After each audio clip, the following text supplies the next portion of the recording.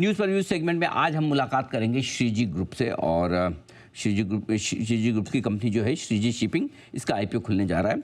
भारत और श्रीलंका में ये कंपनी ड्राई बल्क कार्गो के लिए शिपिंग लॉजिस्टिक सॉल्यूशंस देने का कारोबार करती है। इसकी विस्तार से हम चर्चा करेंगे कि कंपनी का बिजनेस मॉडल क्या है। पहले मैं आईपीओ की जानकारी आपको दे दूँ। जैसा मैंने बताया, कल 19 अगस्त को आईपीओ खुलेगा, 21 अगस्त को होगा बंद और आप 58 शेयरों की लॉट साइज़ में अप्लाई कर सकते हैं। 410 करोड़ का टोटल इशू है और मार्केट कैप जो कंपनी का निकल कर आता है वो है 4105 करोड़ का ऊपरी प्राइस बैंड पर। दो खास मेहमान हमारे साथ इस वक्त हमारे स्टूडियो में हैं।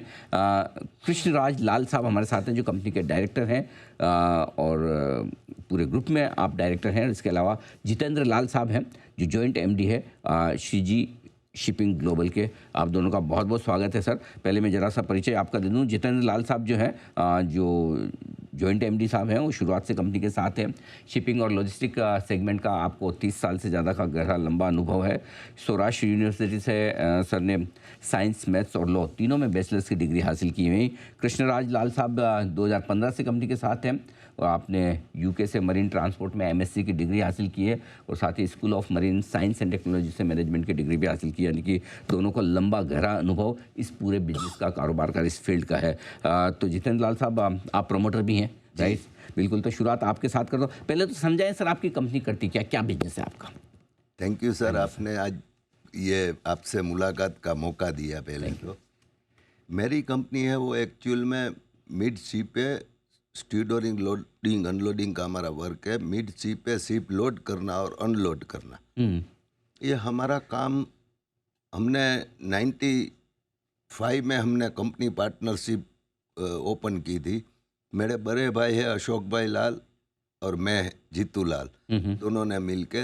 तभी हमारे पास 0 मेट्रिक टन का काम था जी।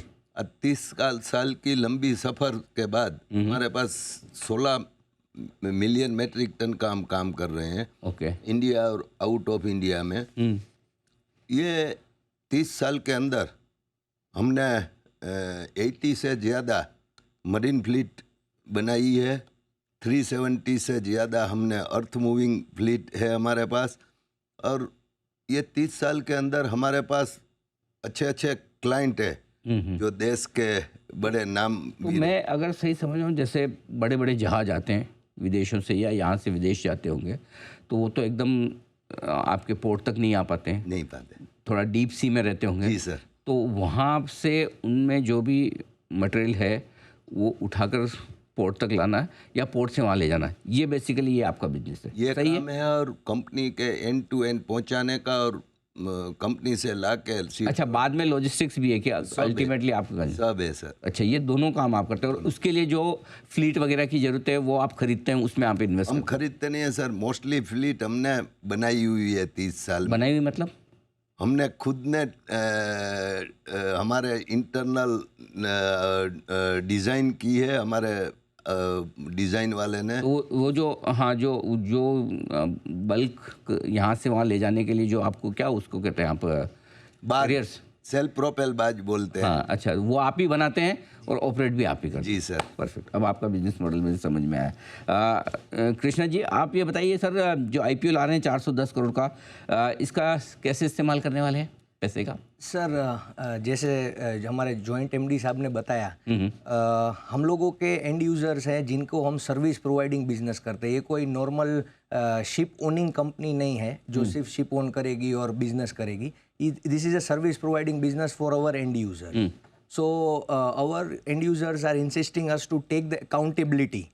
लोड पोर्ट से लेके वहाँ पे वो लोग FOB कॉन्ट्रैक्ट करेंगे माइंस के साथ और वहाँ से जहाज प्रोवाइड करने से लेके उनके एंड यूज़र प्लांट तक पहुँचाने का सारा एंड टू एंड काम हम करना चाहते हैं। Majority of the chunk will be used in buying new mother ships. अच्छा। So apart from that we have one of the largest fleet in the west coast and in entire country for doing this lightering operation dry bulk के लिए।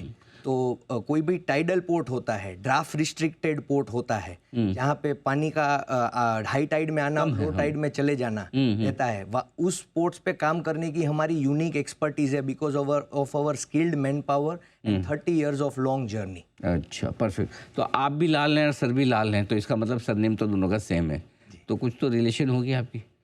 Father साहब हैं?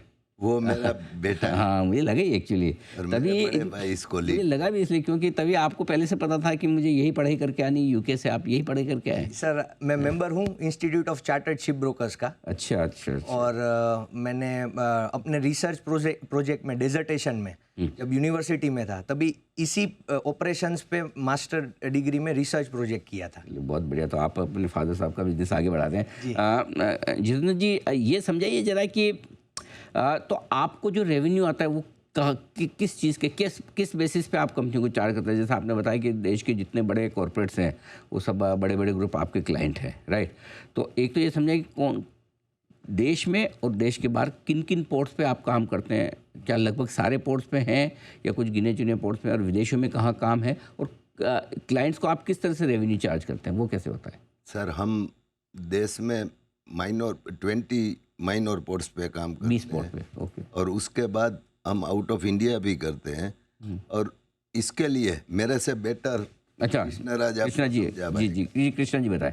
Sir हम लोग client को charge करते हैं या तो पर टन बेसिस पे, या हम लोग के जो भी क्लाइंट्स रहते हैं वो जितना भी वॉल्यूम बेस्ड गेम है, ये पूरा वॉल्यूम बेस्ड गेम है।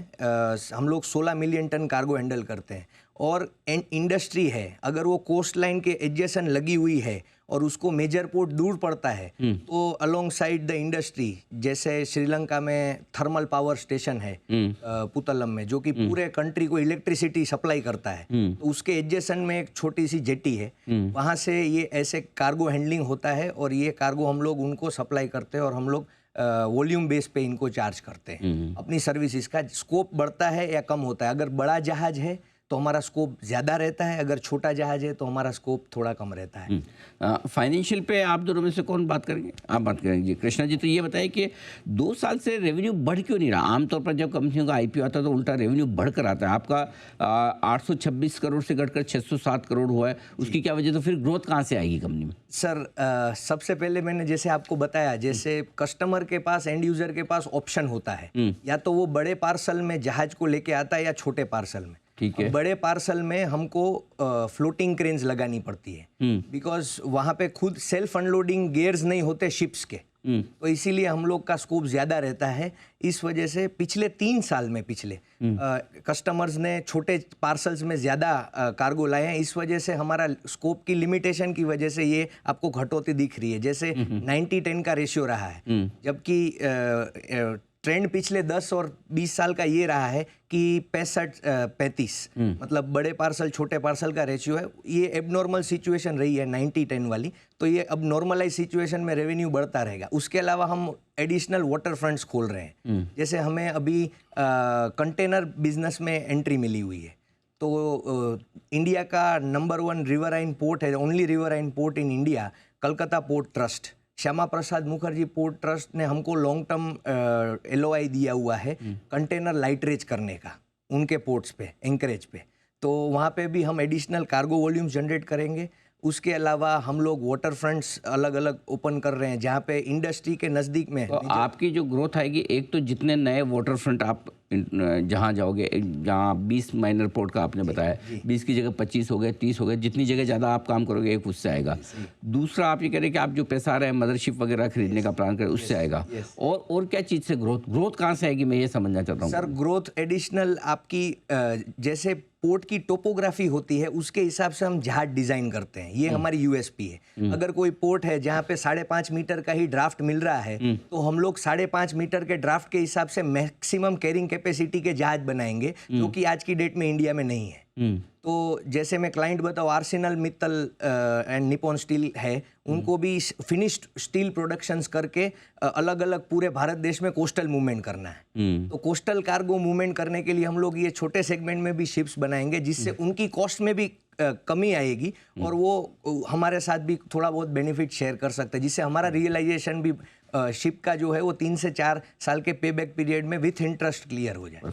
जितेंद्र जी, आपके डीआरएसपी में देख रहा था कि आपने कोई लिस्टेड पेयर नहीं दिया है, कोई ऐसी लिस्टेड कंपनी नहीं है जो ये काम करती है, करेक्ट? आपकी अकेली पहली लिस्टेड कंपनी है, तो उस हिसाब से फिर आपका मार्केट शेयर कितना है, कितना इंडिया का कितना बिजनेस आप अकेले करते हैं? हम अभी 70-80% बिजनेस हम माइनर पोर्ट पे हम कर रहे हैं, जो स्टीवडोरिंग लोडिंग अनलोडिंग का होता है। इसमें हमारे सर बीच में आपने क्वेश्चन पूछा था, मैंने रिप्लाई में वो रह गया। हमारा क्लाइंट है उसमें अदानी है, टोरेंट है, मित्तल ग्रुप है, एएमएनएस, अल्ट्राटेक है, एसीसी है, अंबुजा है, ट्रेडर में टाटा इंटरनेशनल है, अग्रवाल है, ऐसे बड़े बड़े क्लाइंट है। तो हम काम करके उससे सेटिस्फैक्ट्री सर्विस दे के हम रेवेन्यू अर्न करते हैं सर। और ओके, और आपका 70-80% छोटे वाले जो ये कार्गो यस सर, छोटे वाले पोर्ट में जो काम है उसमें 70-80% काम हम करते हैं। आप कुछ कहना चाहते हैं? जी sir, so we dominate the minor ports because of our largest fleet. हमारे पास जो मरीन फ्लीट का इंफ्रास्ट्रक्चर है, उसके अलावा 1100 से ऊपर मैन पावर है। ये सारे मैन पावर हमारे साथ व्हेन आई वाज बोर्न तब से जुड़े हुए हैं और वो रिटायर भी हमारे साथ ही हमारी कंपनी में हो गए। उसके अलावा हमारे पास पूरी नई यंग ब्रिगेड की प्रोफेशनल टीम है जो हम डेवलप कर रहे हैं, जिसकी वजह से भी, और स्ट्रॉन्ग कस्टमर बेस है और नेटवर्क है, उसकी वजह से, और कॉस्ट ऑप्टिमाइजेशन पे सर आजकल हम बहुत ध्यान दे रहे हैं। ओके, जैसे हम लोग ये जहाज को अगर ड्राई डॉक मतलब रिपेयर बाहर करवाते थे, तो अब हमने इन हाउस रिपेयर करवाना स्टार्ट किया, जिसकी वजह से हमें बहुत ही सेविंग हो रही है। उसके अलावा हम लोग ऑल्टरनेट फ्यूल और जैसे ऑपरेटिंग कॉस्ट को कैसे कंट्रोल किया जाए, जिससे हम बड़े बड़े मेजर पोर्ट्स को भी compete कर सके और माइनर पोर्ट्स पे ज़्यादा से ज़्यादा वॉल्यूम ला सके, उस पे हम लोग वर्क कर रहे हैं, जिसमें हमने पिछले 3 साल में बहुत ही सक्सेस हासिल की है, जो कि आपको हमारे पैट मार्जिन में भी दिखेगा। करीबन 20% की ग्रोथ हमारी पैट मार्जिन में इस रीज़न की वजह से। ठीक बात है। जितेंद्र जी और कृष्णा जी, बहुत बहुत धन्यवाद, आपने समय दिया और अपने आईपीओ के बारे में, कंपनी के बारे में हमारे दर्शकों को विस्तार से जानकारी दी। कल आपका आईपीओ खुलने जा रहा है, हमारी बहुत बहुत शुभकामनाएं। उम्मीद करते हैं कैपिटल मार्केट में आपकी पारी की शुरुआत हो रही है, बड़ी मजबूत शुरुआत हो और आप अपने लिए और अपने निवेशकों के लिए अच्छी वेल्थ बनाएं। हमारी शुभकामनाएं।